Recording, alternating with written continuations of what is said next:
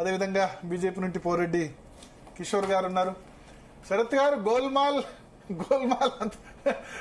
ఇప్పుడు అందరికంటే ఎక్కువ కన్ఫ్యూజన్ బీజేపీ వాళ్ళలో ఉంది. మనకు రేవంత్ రెడ్డి శత్రువా, బీఆర్ఎస్ శత్రువా అని. సార్ ఒకటి నేను కనపడుతున్నానా? కనబడుతున్నారు. ఇప్పుడు విషయం ఏంటంటే ఈ మాటలను ఎప్పుడు కూడా ఎవరు మాట్లాడినా కానీ వాళ్ళ క్రెడిబిలిటీ బట్టి, పొలిటికల్ క్రెడిబిలిటీ బట్టి వాళ్ళ మాటల యొక్క సారాంశాన్ని, వాళ్ళ మాటల అంతరార్థాన్ని గ్రహించాల్సింది అనమాట. ఇప్పుడు ఎట్లా అంటే రేవంత్ రెడ్డి పూర్వాశ్రమం తెలుగుదేశం పార్టీ, తర్వాత వెంకయ్య నాయుడు, చంద్రబాబు నాయుడు, రేవంత్ రెడ్డి, తర్వాత మన వీళ్ళు ఎవరు అటల్ బిహారీ వాజ్పేయి, ఎల్కే అడ్వాణి, ఈ రిలేషన్షిప్స్ అన్ని కూడా ఎట్లుంటదంటే వీళ్ళు మొదటి నుంచి కూడా Revanth Reddy is well disposed towards BJP, right are wrong. He has always confessed it. చాలా ఓపెన్ గా ఆయన తన బ్యాక్గ్రౌండ్, తన అది ఇది చెప్తుంటాడట. సో మనకి అంటే I mean those of us who studied politics general గా ఎట్లుంటదంటే ఫార్మాటివ్ ఇయర్స్ లో ఏదైనా ఒక ఐడియాలజికల్ బేస్ అంటూ ఏర్పడితే it will leave indelible imprints on the psychology of a person. This is what it is. For example, enta maralana that communist approach will sweep over us. అట్టనే ఇదేమోదంటే formative years లో ఎప్పుడైతే Atal ABVP లో అక్కడ ఇక్కడ పనిచేయడం, west Bengal లో క్యాపిటలిస్టులు అయినారు. Naxal bury seat లో ఇప్పుడు కమ్యూనిస్టులకు డిపాజిట్ రాలేదు. బీజేపీ 1,00,000 ఓట్ల మెజారిటీతో గెలిచింది మొన్న. సార్ నేను చెప్పనియాలి ఇప్పుడు కమ్యూనిస్ట్ నుంచి రైట్ సారీ సెంటర్ కు వచ్చారు, కాంగ్రెస్ కు వస్తారేమో ఇక ఫ్యూచర్ లో. ఒక విషయం looking at the background of Revanth Reddy also, he's not strict ideologist. ఇప్పుడు ఏదో ఒక పార్టీలో ఉంటే ఆ పార్టీతోనే సింక్ ఆర్ షైన్ అనే టైప్ కాదు. రాజకీయాల్లో అవసరాలను బట్టి కొంత అవకాశవాదంతో రాజకీయాలు చేసినటువంటి చరిత్ర ఆయనకు ఉండడం వల్ల ఆయన కామెంట్ని రాజకీయ విమర్శలు చేసే ఎవరైనా అదే రకంగా భావిస్తారు, ఆ రకంగానే చూస్తారు, ఈయననే ఎంటైజ్ చేస్తారు. ఇప్పుడు ఎవరైనా కానీ జనరల్ గా మనము సమాజంలో గమనిస్తే ఒక ముగ్ధమూర్తి లాగా ఉన్న మహిళను ఎవరు ఏమన్నారు, దండం పెడతారు, పక్కకు తప్పుకుంటారు. కొంత వెకిలి నవ్వులు నవ్వుతేనే వ్యవహారాలు ఇతరత్రంగా జరుగుతాయి. సో రేవంత్ రెడ్డి పర్సనాలిటీ అట్లా ఇదే మాటలు సపోజ్ ఒకవేళ మల్లు భట్టి విక్రమార్క మాట్లాడున్నా, లేదా మల్లు భట్టి విక్రమార్కను ప్రధాని అడిగినా దాన్ని ఎవరు సీరియస్ గా తీసుకునేవాడు కాదు. ఎందుకంటే ఈయన చేంజ్డ్ అట్మాస్ఫియర్. తర్వాత రెండవది ఏంది అంటే అవసరము లేని మేరకు కేంద్ర రాష్ట్ర సంబంధాలు సుహృద్భావ వాతావరణంలో ఉండాలి, మేము స్నేహస్తం అందిస్తాం, ప్రధానితో కలిసి పనిచేస్తాం, మేరా బడే బాయ్ చోటే బాయ్, these are all not necessary. It doesn't reflect political maturity upon the part of the honorable chief minister. He could have demanded whatever is necessary. There is finance commission, రకరకాల ఇది ఉంటది. మనము అంటే ఆర్బీఐ వాళ్ళది state finance study of budget అని every annual reports వస్తుంటాయి. ఎవరెవరికి ఎంత ఇచ్చారు, ఎంత ఇస్తున్నారు, ఎట్లా ఏంటిదని చూస్తే మనకు క్లియర్ గా తెలిసిపోతుంది. అంటే గుజరాత్ కి ఎంతైతే ఆర్థికమైనటువంటి వనరులు వస్తున్నాయో, ఎన్ని ఇండస్ట్రీస్ వస్తున్నాయో అట్లా ఏ రాష్ట్రానికి రాలేదు అనేది ఒక వాస్తవం. రెండోది ఏంటంటే ప్రధాని మోడీ చాలా అసిడియస్ గా కామెంట్ చేసినాడు. ఎందుకు అంటే వాళ్ళ నాయకుడైనటువంటి రాహుల్ గాంధీ ఏ క్షణం వదిలెట్టాడు మోడీ మీద పర్సనల్ గా అటాక్ చేయడం లోపల. ఇవాళ నిన్న ఏదైతే ఆస్టెరిటీ మెజర్స్ గురించి ఏది పెట్రోలియం ప్రొడక్ట్స్ కన్సంప్షన్ తగ్గించాలి, బంగారం కొనద్దు, ఫారిన్ టూర్స్ పోద్దంటే ఆల్రెడీ రాహుల్ గాంధీ రెస్పాండ్ అయినాడు ట్విట్టర్ మీద.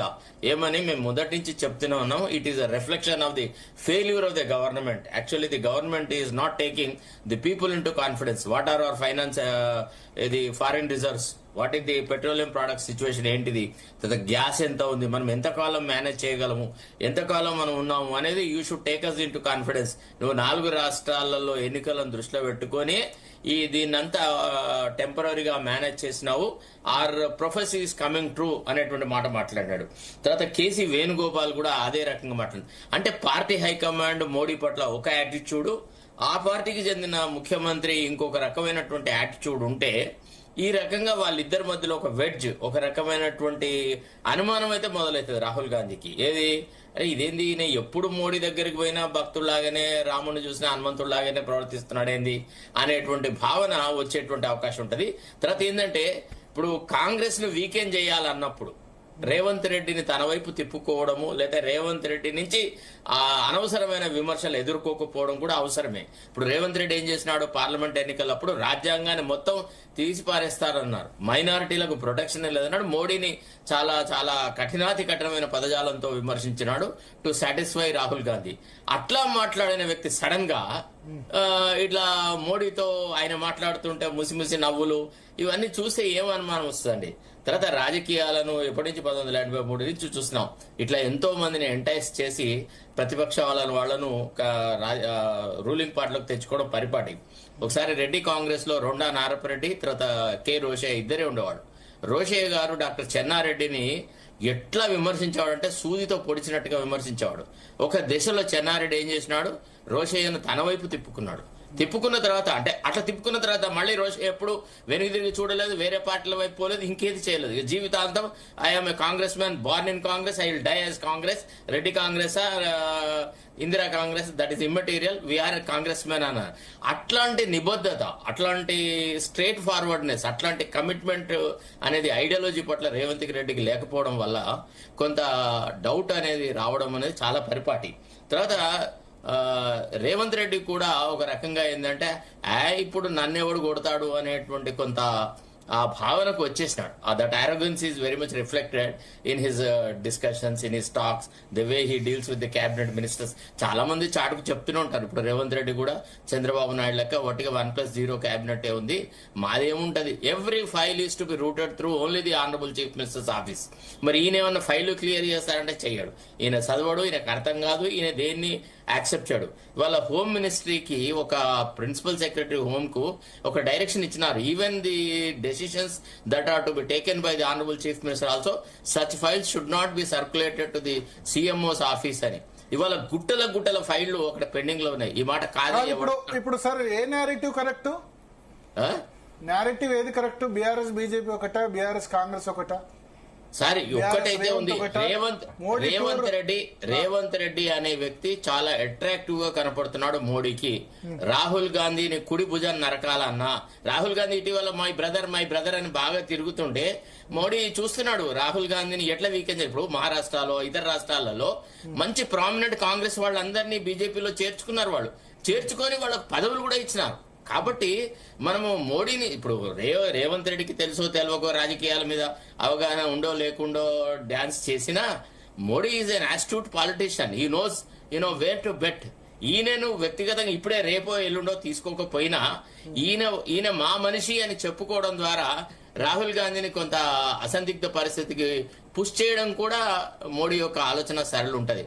కాబట్టి మోడీ ఏదన్నా మాట్లాడినా లేదా రేవంత్ రెడ్డి చూడ, మీరు వాళ్ళిద్దరి మధ్య జరిగిన కాన్వర్జేషన్ లో నెవర్ ఎవర్ యూ సీ, నేను ఈవెన్ రాజీవ్ గాంధీని తర్వాత ఎన్టీఆర్ ను చూసినాను, తర్వాత ఎన్టీఆర్ విత్ విపి సింగ్ చూసినాను, ఇటు చాలా మందిని చూసినాను.